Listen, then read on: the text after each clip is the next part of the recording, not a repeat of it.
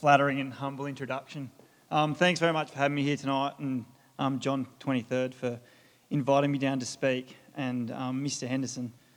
If you call yourself a sports fan, I can't let you get away with referencing the Australian men's hockey team as the Hockeyroos, when we are in fact the Kookaburras.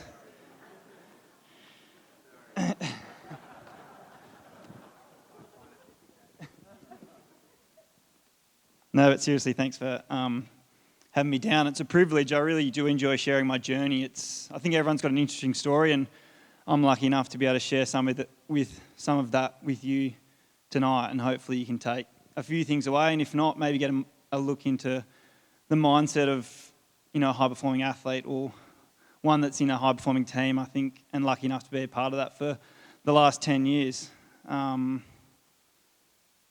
think the interesting thing about what John brought up, and I thought that was a great introduction, talking about Michael Jordan's quote about how many times he's failed. And tonight I'm going to share, I guess, a journey and a story about how overcoming adversity got me to the Olympics, and gave me the opportunity to lead my country at an Olympic Games where we won a silver medal.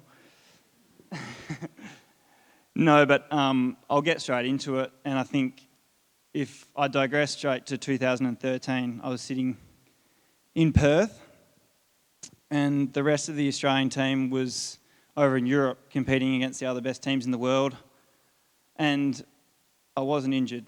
I'd just been dropped. Rick Charlesworth actually sent me on a plane a week earlier, and he said, pack your bags, head back to Perth, we'll see you back there when we start training, when the team gets back from Europe. And I said, all right, I've got a choice now. I can continue doing what I've always done and hopefully it works out. Or I can make a change, do something different, find that passion, find that love for what I was doing, and find out if I was going to be the best hockey player I could be. And for me, that was an easy choice. I was going to make a commitment to be a better hockey player. But I had to understand what the barriers were, what the things that were getting in my way. And for me, there was a few things. There was my diet, there was my social life, and the third thing was my mindset, my approach to hockey. And I've got an extremely addictive personality. Like if I set my mind on something, that's all I think about. That's all I do. That's all I dream about. So I set myself these goals, and it was following my dreams. It was following my passion, and it was kind of, going after it. So I took care of my diet. I got rid of all the junk food in my house. Started eating, a well-balanced diet. I was still young. I was living in Perth. All my mates were here. I went to school here, so I was going out, socialising, partying, and that was destructive for me to try and to reach my goals. And the third thing was my mindset. I had to completely change the way I approached training. So I'd taken care of my body now. I had to change my mindset. Recovery, think about doing extra, really making sure my approach to training was getting the best out of myself every day. And I learnt that talent was the thing that got me in the door, but hard work was the thing that made me elite. So I got in the door in 2011, but I didn't get there on hard work. I got there on talent. I had an easy, pretty privileged childhood, going through the ranks, very linear, and then it got to 2013 and I got faced with that choice. On the back of that, I kind of learnt that it was about hard work. And I was very, very lucky that hard work came to fruition. And I got to see the success of that. In 2014, I went to the World Cup, which we won convincingly, went to the Commonwealth Games. Then over the next 2 years, we were part of a very successful Kookaburras group who held every major title there was in world hockey. We were the number one team in the world. We had the best players in the world. We had Jamie Dwyer, Mark Knowles, absolute legends, icons of our sport. And over that period, I kind of started to see where I fit and where I kind of sat in that landscape. And I've made myself, made my way into the leadership group. And just before the Olympic Games, there was a lead-up tournament, and I had the great opportunity to actually captain my country for the very first time in the last tournament, the lead-up tournament to the Olympic Games, which we won. And I don't know if you've ever had a moment like this in your life. Probably a lot of the kids here might not have yet, but the parents probably do, where everything in your life felt like it's led up to that moment. And for hockey players and for amateur athletes, it absolutely is the Olympic Games. Like everything you do, you feel like you've led up to that.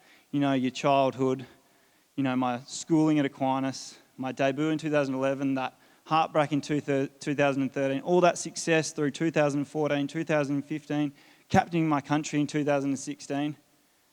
All that I felt like had led up to the Olympic Games. So I was like, this is going to be a great milestone. It felt like it was my destiny to go to my Olympic Games now, my very first Olympic Games. And my parents still live in Margaret River, so I asked them to come up to Perth to visit me. My wife was with me, and I thought, this is we'll celebrate getting picked to go to the Olympics. And what they do is they send you out an email with all the lists of names on that email. And I remember getting my mum and dad around and my wife, and we opened the email and we flicked through the names right to the bottom, and my name wasn't there. So again, I was forced to make a choice. Did all that hard work and it didn't pay off. Was I supposed to feel sorry for myself, throw everything out the window, or was I going to show up for my teammates, for myself, prove to everyone that I did belong, prove to myself that I was worthy, I should have been there. And I also think it's really funny how the world works, and everything happens for a reason, because about a month later, one of my good mates and teammates got injured and he had to get withdrawn from the Olympic Games. And because I'd put that hard work in, and because I did everything I could to show up for myself and my teammates and prove that I did belong there, I got picked to take his spot. And I did go and get to live out my dream of going to my first Olympic Games. And I call it a choice because I think it's definitely not a sacrifice. It's a privilege to play for my country. It's something I love doing. It's a choice because I want to be a good hockey player. I want to make it work, and I'm driven to succeed. So it's a choice for me. It's a choice to get up at 5:30 and go down for training, and then go to work, and then come home and get ready and go to training again, and go to bed and do it all over again. But it's a choice, and it's a choice I'm happy with, and it's a choice I can sit down at the end of the day and think, I'm glad that I did everything I could to succeed. And sometimes it doesn't work out. It didn't work out completely in 2016. And what that taught me through that moment, through that selection moment, was to start believing in myself.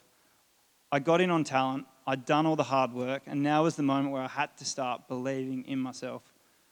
And I had to show everyone that I did belong, but more importantly, it was in here.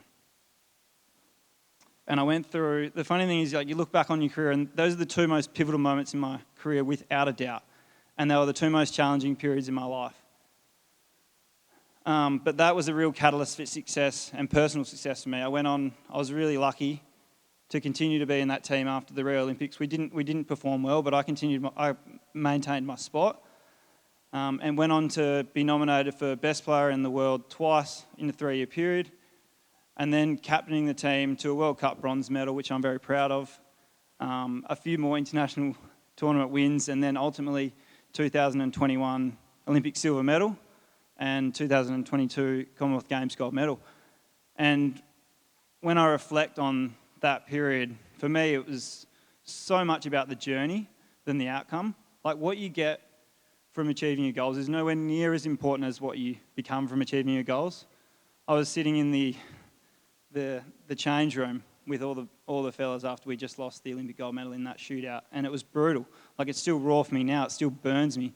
But I remember saying to them, like, I'm so proud of you all, because we did everything we could to succeed, and it didn't work out. But what we'd learned, what we'd done, that friendship that we formed over that journey was way more important than winning that gold medal.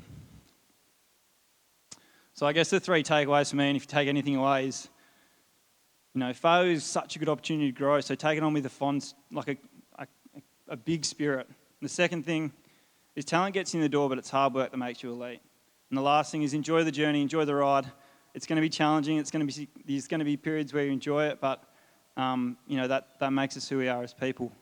So lastly, congratulations to all the award winners tonight. I think, really well done. As athletes, we don't sit down and reflect as much as we should and just enjoy the success and enjoy the year. So massive congratulations to all the award winners, and thanks very much for having me.